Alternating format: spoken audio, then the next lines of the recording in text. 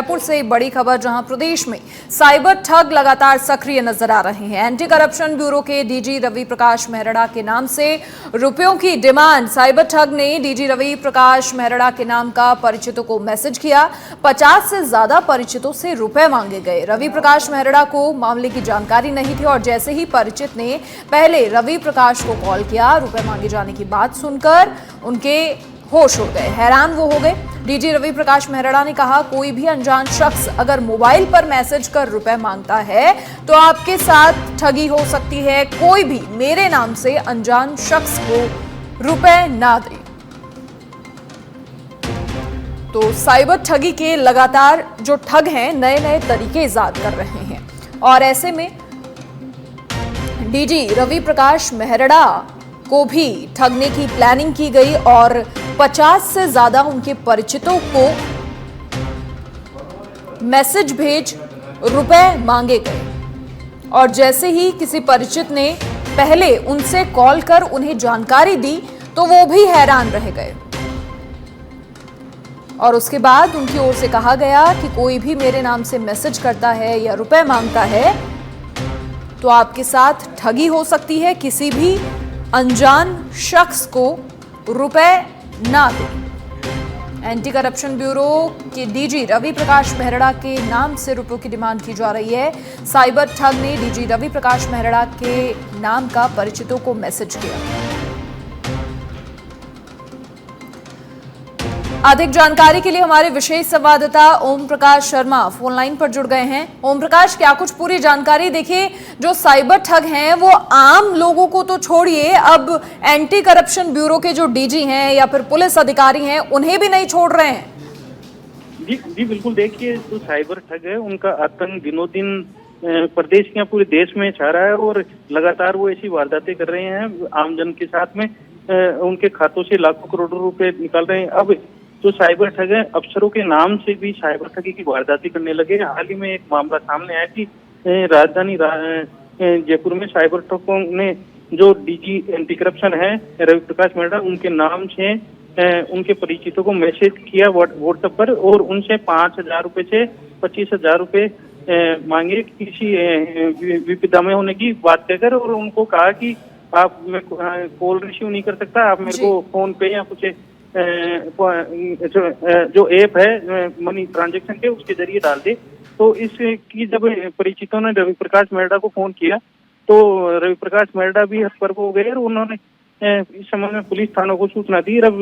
Police जो जिस number से परिचितों को फोन आया था उनकी कॉल डिटेल खंगाल कर उनकी जांच कर रही है। मैं आपको बता दूं कि साइबर ठग अब तक ये अरेस्ट डिजिटल के द्वारा और एटीएम और बैंकिंग फ्रॉड कर रहे थे। अब अफसरों के नाम से भी ये ठगी की वारदातें करने लगे। इस घटना के बाद में रवि प्रकाश मेहरड़ा ने सभी से अपील की है कि उनके नाम से किसी को पैसे नहीं जमा कराए, ना किसी को पैसे दे।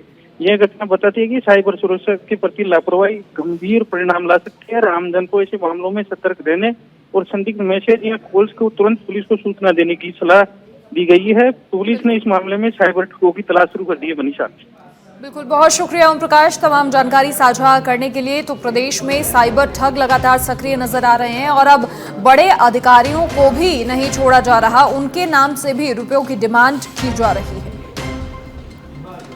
शिक्षा मंत्री मदन दिलावर का दिल्ली दौरा। केंद्रीय मंत्री धर्मेंद्र प्रधान से मुलाकात की। मदन दिलावर ने धर्मेंद्र प्रधान को श्रीमद् भागवत गीता भेंट की। धर्मेंद्र प्रधान ने शिक्षा विभाग के कार्यों और योजनाओं की इस दौरान सराहना की। प्रदेश के सभी संभाग मुख्यालयों पर सैनिक स्कूल खोलने की योजना पर कार्य किया जा रहा है। बीकानेर में छात्रा सैनिक स्कूल का कार्य शीघ्र ही शुरू होगा। तो केंद्रीय मंत्री धर्मेंद्र प्रधान से मुलाकात की शिक्षा मंत्री मदन दिलावर ने और इस दौरान कई सारे अहम मुद्दों को लेकर बातचीत हुई और साथ ही प्रदेश में शिक्षा के क्षेत्र में जो नवाचार हो रहे हैं उन्हें भी केंद्रीय मंत्री धर्मेंद्र प्रधान ने सराहा।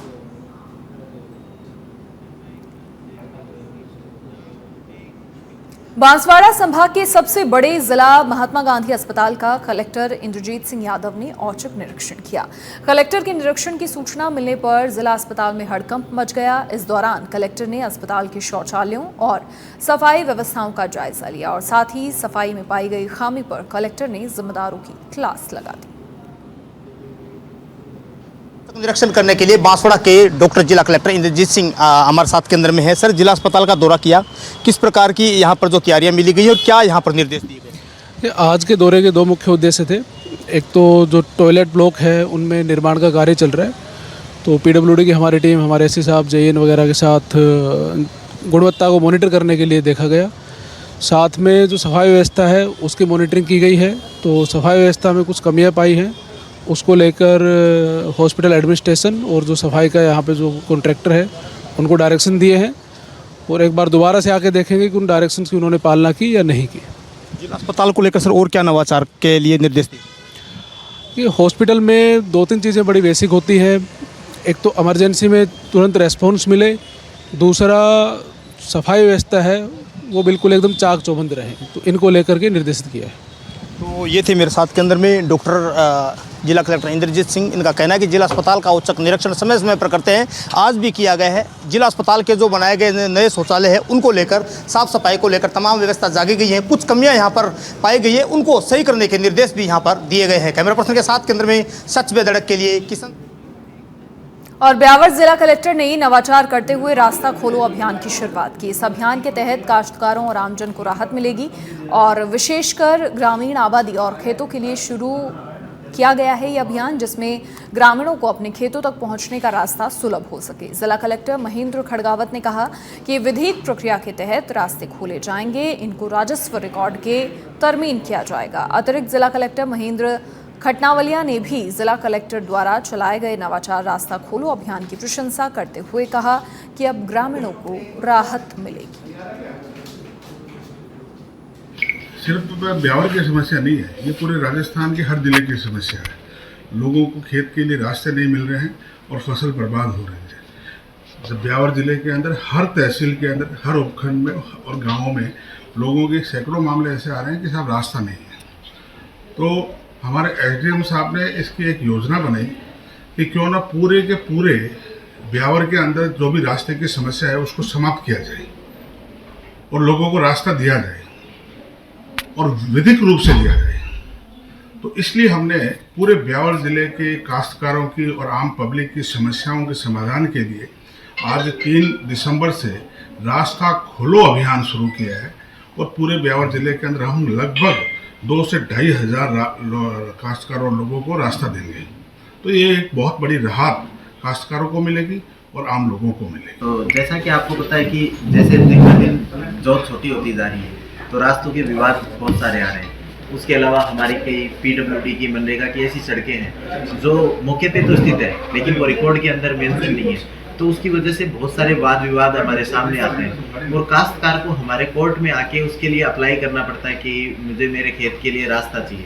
लेकिन अब जो हमारे माननीय जिला कलेक्टर साहब हैं उनके मतलब मार्गदर्शन में हम अदालत को ही किसान के पास ले जा रहे हैं। अदालत उनके पास जाके पूछ रही है आपको यदि किसान के ये रास्ते की कोई दिक्कत है तो आप हमें बताओ, हम उसके लिए जो विधिक रूप से उनको एकदम रास्ता देंगे, उसको रास्ते को तरमीम करेंगे ताकि भविष्य में कोई उस प्रकार की दिक्कत नहीं आए। तो जैसा कि सर ने पहले ही बताया था कि जो धारा 131-32 है, धारा जो 251 है, 251A है, इन तीनों धाराओं के अंदर जो भी हमारे कोर्ट की प्रोसेस होती है उसी प्रोसेस को हम फॉलो करते हुए रास्ता देंगे। तो अभियान के तहत अभी भी बहुत सारे काश्तकारों की शिकायत आती है कि साहब हमारा रास्ता नहीं खुला हुआ है और बहुत सारी ये हमारे को पता चलती है कि मौके पे सड़क बनी हुई है, मौके पे बॉर्डर डला हुआ है, रास्ता चालू है, लेकिन रिकॉर्ड में वो ज़मीन सिवाय चक है।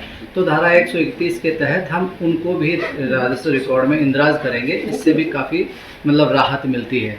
आपके माध्यम से मैं आम काश्तकारों से भी अपील करना चाहता हूं कि ऐसे प्रकरण हमारे ध्यान में लाएं।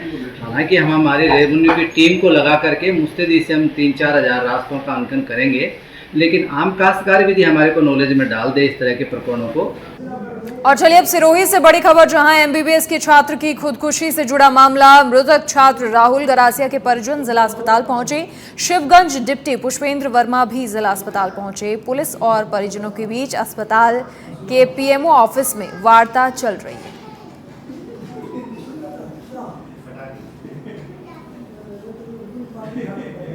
कोटा के सांगौद में मोईकला क्षेत्र के 4 गांवों के किसानों और अन्य बिजली उपभोक्ताओं के लिए बड़ी राहत की खबर है। मोईकला 33 केवी जीएसएस पर लंबे समय से एक अतिरिक्त हाई पावर ट्रांसफार्मर लगाने की मांग की जा रही है। वहीं अब ऊर्जा मंत्री हीरालाल नागर को अवगत करवाने के बाद 5 MVA का एक अतिरिक्त हाई पावर ट्रांसफार्मर यहां स्वीकृत करवाकर भिजवाया। सहायक अभियंता पूरणमल मीणा और कनिष्ठ अभियंता पवन मेहरा ने बताया कि एक अतिरिक्त हाई पावर ट्रांसफार्मर स्थापित होने से दिन के समय कृषि फीडरों पर बिजली आपूर्ति करना संभव हो सकेगा।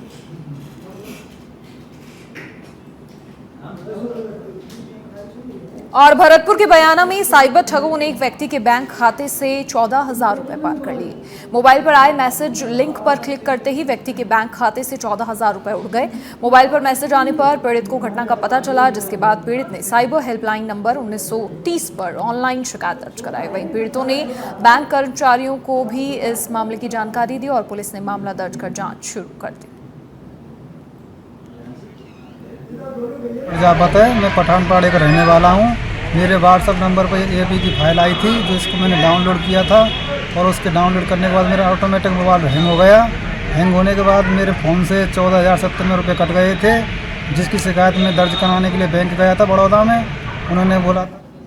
खबर सिरोही से है, जहां वन क्षेत्र से खेर के पेड़ों को काटने का मामला सामने आया है। मुखबिर से मामले की जानकारी मिलने पर वन विभाग की टीम मौके पर पहुंची और अवैध तरीके से खेर की लकड़ियों से भरे ट्रैक्टर ट्रॉली को जब्त किया। साथ ही ट्रैक्टर चालक और एक अन्य व्यक्ति को हिरासत में लिया।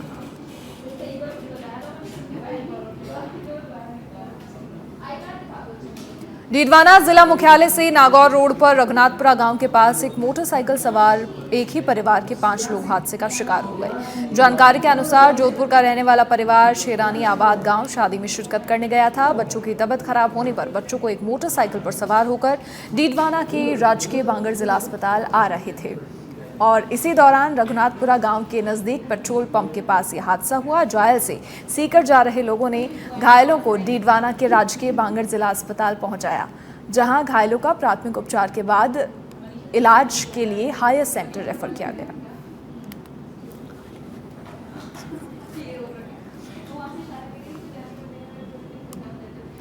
सांचौर के बागुड़ा में किसानों ने विद्युत समस्याओं को लेकर अनिश्चितकालीन धरना शुरू किया। ग्रामीण पिछले कुछ दिनों से विद्युत समस्याओं को लेकर उच्चाधिकारियों को अवगत करवा रहे हैं, लेकिन इसके बावजूद भी समस्या का समाधान नहीं हुआ। अधिकारियों ने समस्या समाधान का आश्वासन जरूर दिया, लेकिन कई दिन गुजरने पर भी समस्या का समाधान नहीं हुआ, जिसके बाद अब ये धरना शुरू किया गया है।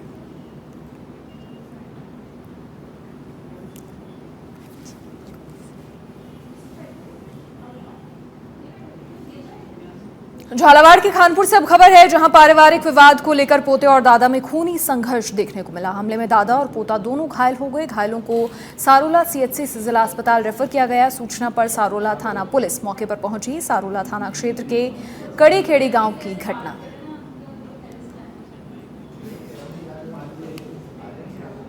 करौली के हिंडौन सिटी में जिला पुलिस की स्पेशल टीम ने इनामी बदमाश लखन गुर्जर को गिरफ्तार किया। आपको बता दें, फायरिंग कर हत्या के प्रयास के मामले में आरोपी 4 साल से फरार था, जिसे जिला पुलिस की स्पेशल टीम ने गिरफ्तार किया है। पुलिसकर्मियों ने गंभीर नदी की गहरी खाइयों में पीछा कर आरोपी को दबोचा है।